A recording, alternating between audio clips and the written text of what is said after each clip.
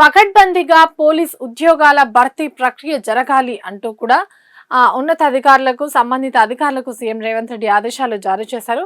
ఇక పోలీస్ ఉద్యోగాల భర్తీని పకడ్బందీగా నిర్వహించాలని హోంశాఖ ఉన్నతాధికారులను ముఖ్యమంత్రి రేవంత్ రెడ్డి ఆదేశించారు.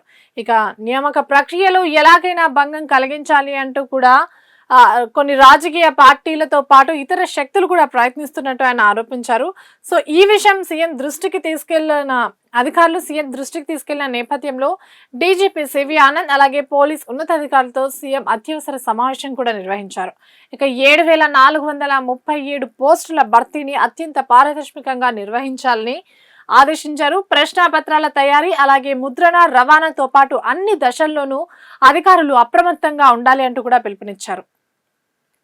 ఇక పరీక్ష కేంద్రాల భద్రతపై ప్రత్యేక దృష్టి సారించాలన్నారు. నియామక పరీక్షల నిర్వహణపై సామాజిక అలాగే ఇతర మాధ్యమాల్లో ఎలాంటి దుష్ప్రచారం జరగకుండా నియంత్రించాలి అంటూ కూడా స్పష్టం చేశారు. ఇక పోలీస్ ఉద్యోగాలు ఇప్పిస్తాము అంటూ కూడా మోసం చేసే దళారులు, నకిలీ వెబ్సైట్లు, సోషల్ మీడియా అకౌంట్లపై సైబర్ క్రైమ్ విభాగంతో ప్రత్యేక నిఘా ఏర్పాటు చేయాలి అంటూ కూడా స్పష్టం చేశారు. ఇక అమ్మాయిలకు ఉచిత పైలట్ శిక్షణ. సో రాష్ట్రంలో ఇంటర్ పూర్తయిన అమ్మాయిలకు అలాగే పైలట్ శిక్షణ ఇచ్చేందుకు ఇండిగో సంస్థ సిఎస్ఆర్ విభాగం ఇండిగో రీచ్ ఇంటర్ విద్యాశాఖ ఒప్పందాలు కూడా కుదుర్చుకున్నాయి. ఇక ఇంటర్ విద్యాశాఖ director Abhilash Abhinav Bharat kids trust ప్రతినిధి ఒప్పంద పత్రాలను కూడా మార్చుకున్నట్టు తెలుస్తుంది. ఇండిగో రీచ్ భారత్ కేర్ సంస్థలతో కలిసి అమలు చేస్తున్న గివింగ్ వింగ్స్ టు ఫ్లై కార్యక్రమం ద్వారా పైలట్ శిక్షణ కొనసాగిస్తున్నారు. ఇక సుమారు 20 నెలల శిక్షణ కాలంలో కమర్షియల్ పైలట్ లైసెన్స్ అలాగే training with ATR type rating వీటితో పాటు బస, భోజన వసతి, వైద్య బీమా కూడా విద్యార్థులకు కల్పించనున్నారు. ఇసుక పూడిక తీత కాదు, అది ఇసుక తీత.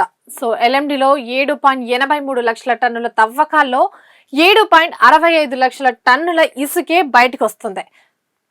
ఇసుక జలాశయాల నిల్వ సామర్థ్యాన్ని పెంచేందుకు చేపట్టిన పూడిక తీత కార్యక్రమం కాస్త ఇసుక తీత కార్యక్రమంగా మారిపోయింది. కరీంనగర్ జిల్లా దిగువ మానేరు జలాశయంలో పూర్తిగా ఇసుక వెలికతీత చుట్టూనే తిరుగుతుంది. ఇక్కడ ఇప్పటి వరకు మొత్తం 7,83,848 టన్నుల పదార్థాన్ని వెలికితీగా ఇందులో దాదాపు అంటే 98% వరకు ఇసుక తీతనే బయటకు వచ్చినట్టు కూడా ప్రచారం జరుగుతుంది. ఇక 2% మాత్రమే పూడిక తీత నమోదైంది. ఇక డ్రై డిచ్చింగ్ ప్రక్రియతో మట్టి, ఇసుక, రాళ్లు తీయాల్సి ఉన్నా కూడా ఇసుక ఉన్న చోటే అధికంగా తవ్వకాలు చేపడుతున్నట్టు కూడా ఈ గణాంకాలు బయటకు తీస్తున్నాయి. ఇక కావాల్సిన వాళ్లకు కట్టబెట్టేందుకే థర్మల్ విద్యుత్ కేంద్రాల నిర్వహణలో ఇష్టారాజ్యంగా కేటాయింపులు జరుగుతున్నాయి. సో ఒక్క థర్మల్ విద్యుత్ కేంద్రంలో 100లో కాంట్రాక్ట్ పనులు అలాగే విస్తు కొలిపే నిజాలు బయటకు వస్తున్నాయి. ఇక ఇది భద్రాద్రి ప్లాంట్లో తేలిన నిజాలు ఇవి. ఇక ఇలా రాష్ట్రంలో పలు థర్మల్ ప్లాంట్ల నిర్వహణ పర్యవేక్షణ పనుల్లో ఇష్టారాజ్యంగా కాంట్రాక్టర్లను కేటాయిస్తున్నారు. సో తమకు నచ్చిన గుత్తేదారులకు అందరికీ పనులు అప్పగించాలని వాటిని ముక్కలుగా విభజించి మరీ అప్పగిస్తున్నట్టు తెలుస్తుంది. ఇక అంతేకాకుండా అవసరం లేని చోట్ల కూడా పలు చోట్ల అధిక సంఖ్యలో కాంట్రాక్ట్ ఉద్యోగులను కూడా కొనసాగిస్తున్నారు. ఇక దీనివల్ల ప్లాన్ నిర్వహణ వ్యయం పెరగడమే కాకుండా సామాన్య ప్రజలపైన కూడా భారం పడుతుంది. సో దీని కారణంగా ఏడాది ఏకంగా 469 కోట్ల అదనంగా భారం పెరగడం గమనార్హమని చెప్పుకోవాలి. ఈ మేరకు కాంట్రాక్ట్ల కేటాయింపుల్లో అనేక లొసుగులు ఉన్నట్లు కూడా తెలంగాణ రాష్ట్ర విద్యుత్ ఉత్పత్తి సంస్థ జైన్కో అధికారులు తాజాగా గుర్తించారు. ఇసుక వాహనంలో కూర్చున్న ఏ వ్యక్తికైనా బీమా చెల్లించాల్సిందే అంటూ కూడా సుప్రీంకోర్టు స్పష్టం చేసింది. బీమా లేని వాహనాలకు ఇంధనం విక్రయించొద్దు. సో కొత్త కార్లకు 4, ద్విచక్ర వాహనాలకు 6 ఏళ్ల పాటు థర్డ్ పార్టీ ఇన్సూరెన్స్ కొనుగోలు తప్పనిసరి చేయాలి అంటూ కూడా సుప్రీం స్పష్టం చేసింది.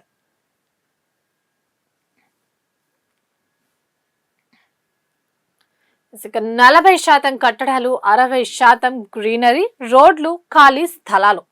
సో 111 జీవో ప్రాంతంలో సరికొత్త సిటీ 1,32,600 ఎకరాల్లో రూపుదిద్దుకోనున్న హరిత నగరం. ఇక భాగ్య నగరంలో మరో మినీ నగరం రూపుదిద్దుకోనుంది. పర్యావరణ హితమైన గ్రీన్ విజన్ లేఅవుట్లు, లో డెన్సిటీ గృహాలు, మురుగు నీటి శుద్ధి కేంద్రాలు, అలాగే జీరో లిక్విడ్ డిశ్చార్జ్ వ్యవస్థలతో సరికొత్త గ్రీన్ సిటీ రూపుదిద్దుకోనుంది. నగర వాసుల దాహార్తిని తీరుస్తున్న ఉస్మాన్ సాగర్ అలాగే హిమాయత్ సాగర్ జంట జలాశయాల పరిరక్షణ కోసం తీసుకొచ్చిన 111 జీవో పరిధిలో ఈ హరిత నగరం నిర్మాణం కానుంది.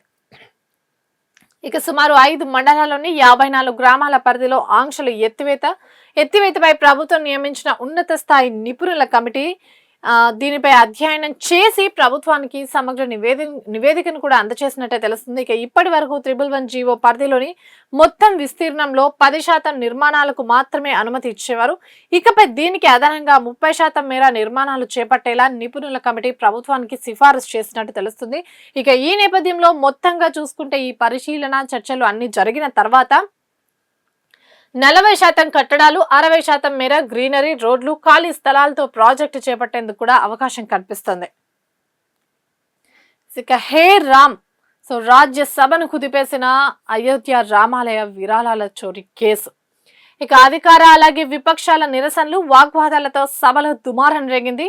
కాంగ్రెస్ ఎంపీలు రాముడి విరోధాలన్న రిజుజు విరాళాల చోరీ విషయంలో సిబిఐ అలాగే ఈడీ ఏం చేశాయంటూ కూడా ఖర్గే ప్రశ్నిస్తున్నారు. తీవ్ర గందరగోళం అలాగే నిరసనల మధ్య వాయిదాల పర్వం కొనసాగుతూనే ఉంది. ఇక నేటి నుంచి నీట్ అడ్మిషన్ల నమోదు, ఎంబీబీఎస్, బీడీఎస్ కోర్సులకు నోటిఫికేషన్ విడుదల చేసిన కాలోజీ వర్సిటీ 12న సాయంత్రం వరకు గడువు. ఆగస్టు 12 వరకు గడువు ఉంది. రాష్ట్రం నుంచి అర్హత సాధించిన 38,000 మంది దరఖాస్తులకు అర్హులయ్యారు. ఇక సింగరేణి కుటుంబాలకు రామగుండం కాలేజీలో 5% మేర కోటా లభించింది. ఇక మిల్లర్లు మింగిన ధాన్యం విలువ సుమారు 6,630.74 కోట్లు. ఇక తెలంగాణ ఏర్పాటైన నాటి నుంచి 2025 వరకు రాష్ట్రంలోని మిల్లర్లు ప్రభుత్వానికి కస్టమ్స్ మిల్లింగ్ ద్వారా అప్పగించాల్సిన 13,399.71 కోట్ల విలువైన అంటే 59.95 లక్షల మెట్రిక్ టన్నుల ధాన్యాన్ని మాయం చేశారు. ఇక పౌర సరఫరాల శాఖ నయానో భయానో హెచ్చరికలతో ఇందులో 31.73 అంటే 59.95 నుంచి 31.73 లక్షల మెట్రిక్ టన్నుల మేర ధాన్యాన్ని లేదా దానికి సమానమైన మొత్తం విలువ 6,768.97 కోట్లను రికవరీ చేసినట్టు కూడా తెలుస్తుంది. అయినా కూడా ఇంకా మిల్లర్ల నుంచి చాలా వరకు ఇంకా 28.22 లక్షల మెట్రిక్ టన్నుల ధాన్యం ప్రభుత్వానికి రావాల్సి ఉన్నట్టు కూడా తెలుస్తుంది. దీనికి సంబంధించి పౌర సరఫరాల శాఖ సమీక్షలో మంత్రి ఉత్తమ్ స్పష్టం చేశారు ఈ విషయాలన్నీ.